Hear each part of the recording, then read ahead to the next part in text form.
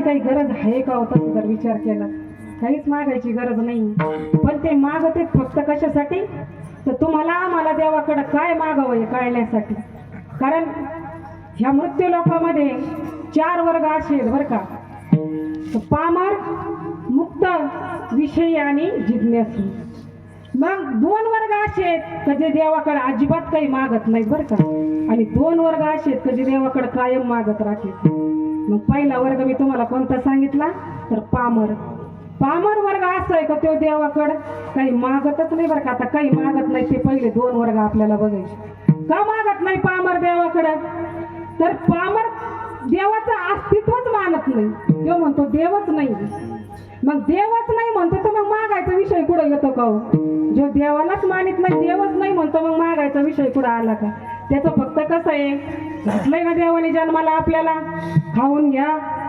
पिऊन घ्या लिहून घ्या निसून घ्या बास विठाला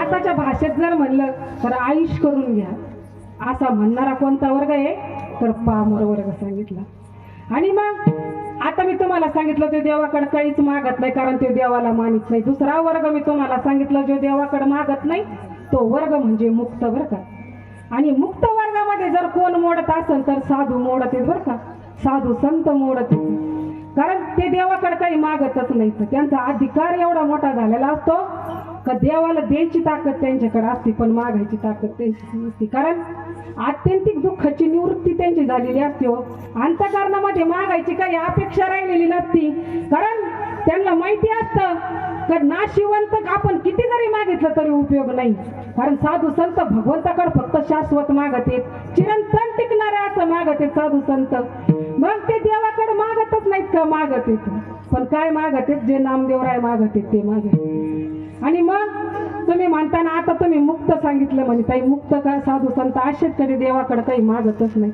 मग एखाद्या मुक्त महात्म्याचं उदाहरण द्या ना आम्हाला असे कोण महात्मे होते का ते मुक्त होते तर आपले जगद्गुरु तुकोबारायांचं उदाहरण देता येईल बरं का कारण ज्यावेळेस छत्रपती शिवाजी महाराजांनी नजराणा पाठवला कोणाला तुकोबारायांना घेतला का होते नाही घेतला पण अनादर सुद्धा केला नाही बरं का त्यांनी त्या गोष्टीचा आदरच केला आणि तो नजराणा तुकोबारायांनी परत पाठवला दिवट्या छत्री घोडे येतो बऱ्यात न पुढे ते म्हणले छत्रपती शिवाजी महाराज आम्हाला धन नको बरं का म्हणले आम्हाला दौलत नको आम्हाला पैसा नको कारण जगद्गुरु तुकोबारायांना खरं धन कळलेलं होतं बरं का जगद्गुरु तुकोबारायांना खरं धन कळलेलं होतं परमार्थ महाधन जोडी देवाचे चरण जतन हे उपायना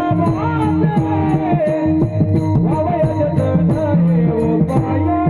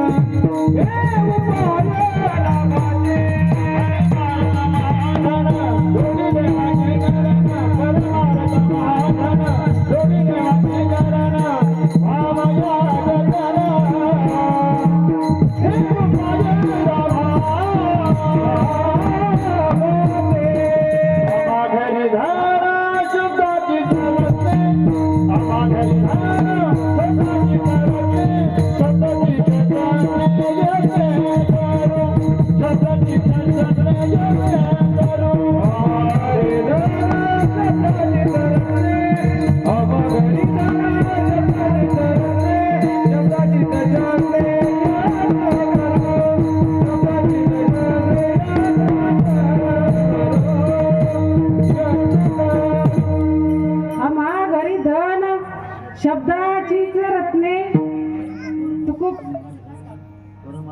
परमार्थ महाधन जोडी देवाचे चरण मग भावया जतन उपायला विठाला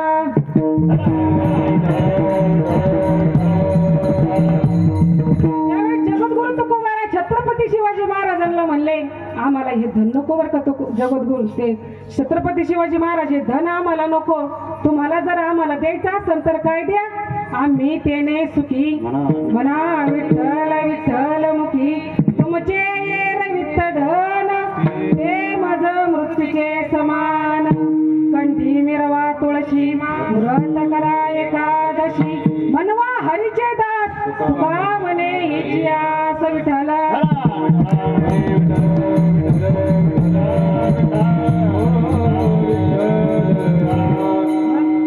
कारण का नाही घेतलं होतं तुकोबारायांनी, कारण मुक्त मी सांगत होते मुक्त झालेले महात्मे असते त्यांना कशाची अपेक्षा नसती. कारण त्यांचा विषय कसा झालेला असतो, विषय तो त्यांचा झाला नारायण नावडे जनधन माता पिता. याच्यामध्ये आपले विठ्ठल बाबा मोडतील बरं का. कारण दुसरे आपण कोणालाच बघितलेलं नाही, आपण तुकोबारायांना बघितलं नाही, आपण माऊलीला बघितलं नाही, आपण कोणालाच बघितलेलं नाही. जिवंत उदाहरण आपण मुक्त महात्म्याचं बघितलेलं आहे बरं का. रात्रंदिवस बाबा फक्त तुमच्या आमच्यासाठी झडले आणि बाबा त्यांच्या धुंदीत होते. काही होतं का त्यांच्या अंतःकरणात? तुम्ही किती दिला असेल पण घेतलं नाही. स्वतः आपण डोळ्याने सगळ्या गोष्टी पाहिलेल्या आहेत. जवळ पैशाचा ढिगल पडत होता पण हात लावित नव्हते त्याला. एकदा मी डवले हॉस्पिटलमध्ये बाबा ॲडमिट होते त्यावेळेस भेटायला गेले. बाबांचं ऑपरेशन झालेलं होतं. आपली बाबांची लई चुळबुळ चालू होती. जवळ बसलेले बातमी होते दुसरे आपले, ते म्हणायचे हलू नका बाबा, टाक्यांना धक्का लागल बाबा हलू नका. पण बाबांच्या अंगात जी कोपरी होती ना, त्या कोपरीत बाबांच्या 50 रुपयाची नोट होती बरं का. तरी घातली असेल, दर्शनाला आलेले असतील. बाबांची आपली चुळबुळ सारखी इकून हे करत इकून ते करत, पण शुद्धीवर नव्हते बाबा त्यावेळेस. ऑपरेशन झालेलं होतं नक्की. आणि मग सहज कोणीतरी म्हणलं अहो नेमकं ते अशी इथं असे कमल करतात म्हणे बघा बरं. बघितलं तर खिशात 50 रुपयाची नोट मी काढली बाजूला ठेवली.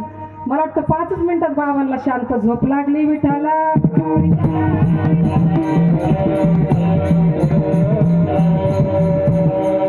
माझ्या डोळ्याने बघितलेलं जिवंत उदाहरण आहे बाबा. असे मुक्त जर कोण म्हणलं तर संत महात्मे बघा.